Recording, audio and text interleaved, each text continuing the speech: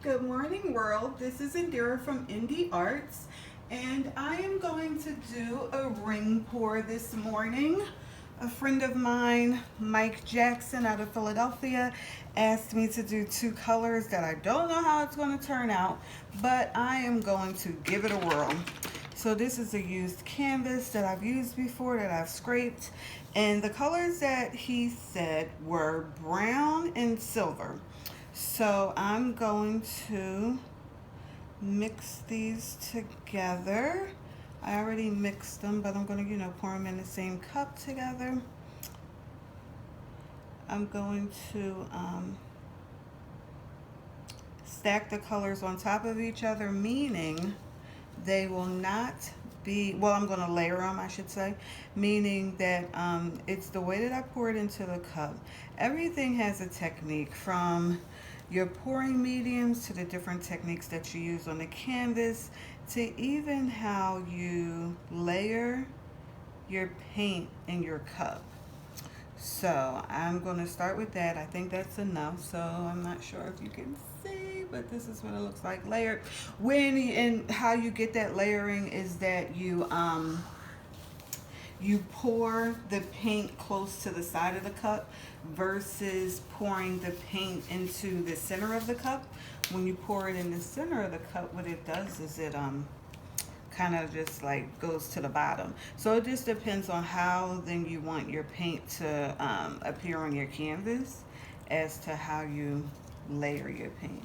Let's see. I don't want it too early on. Use my, I have a palette knife here, yay. It's not big, but it'll get the job done. I'm seeing quite a few air bubbles in the paint. And I'm trying to just use enough paint to cover the surface so that it will flow when the other paints go on the surface. Because I find like when I use like an abundant of paint and it's just like a lot, it, of course, it takes longer to dry. I'm not so worried about when I'm using these paints as negative space. It's not that I'm worried about necessarily kind of wasting the paint, although when I use a lot of paint that I didn't need, that is wasteful. But it's just more so like having like a lot of puddles to it because of it being so much. Now this doesn't, to me, I'm looking at it head on. I'm not sure if you can see it. I say that because it doesn't look like it's even, and we won't worry about that. Okay, so I'm going to use the torch and hopefully get a couple of these air bubbles out. Yeah, I'm popping them.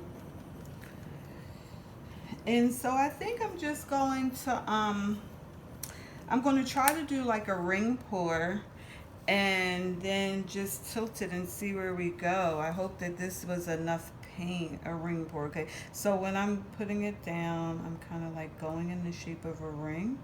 Oh, Mike might have been onto something with these colors. I didn't know how they would turn out, but on the canvas, they look really nice. And I said a ring pour, not a wrecker ring. A wrecker ring is if I were to take my hand and go through the paint or take a stick or something. Okay, so I'm gonna put a little around, a slight. And the reason I'm doing that is because that will help with the movement of the paint onto the canvas. So I like it. I wish there was more silver in it. And it may, the silver may appear more once let's see.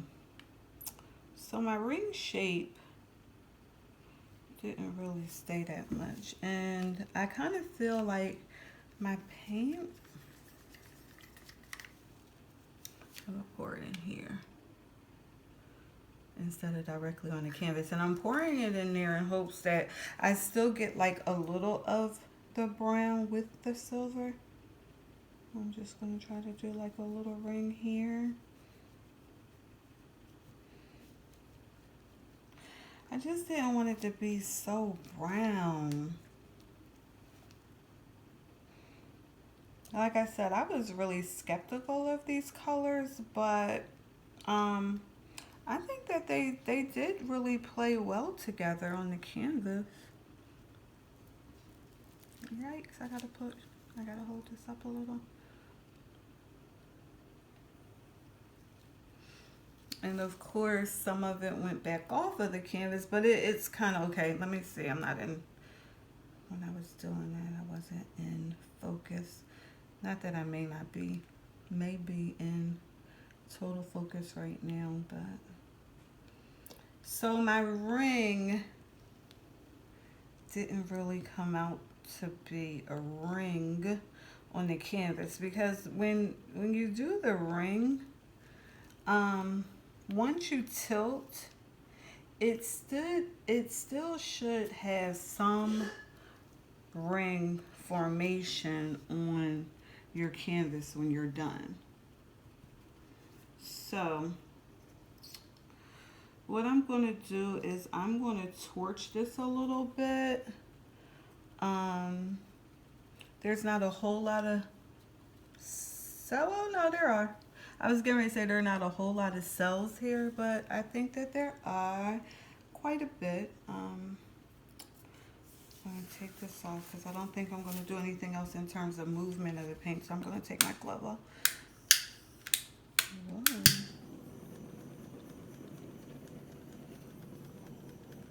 So there's some little things in here that I don't know.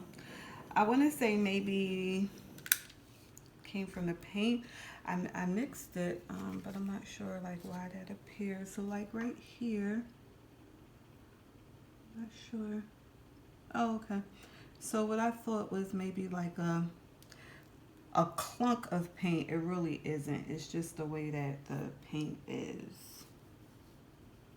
Okay, so like I said, I was a little skeptical. I really do like it. I think that the little silver that I put over here is like really rich. So where the silver is, it is like really rich, and I like that. I kind of almost wish that this silver and brown mixed a little better together, but like I said, where it is silver, it's really, really rich, and I really like the fact that it's rich like that. So I'm going to make sure that the edges and everything are okay, and then I'll bring you in for a close-up.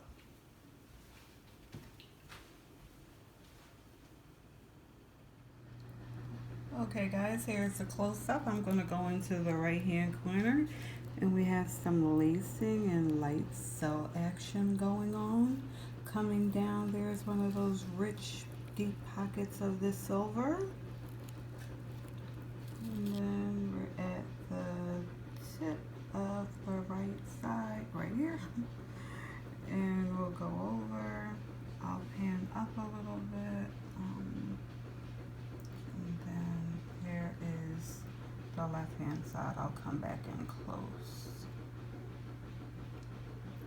And so there it is. So we have some lacing. We have some really nice lacing. And then we have some really nice cells. They're not too big. They're smaller cells, but that's fine. And there it is.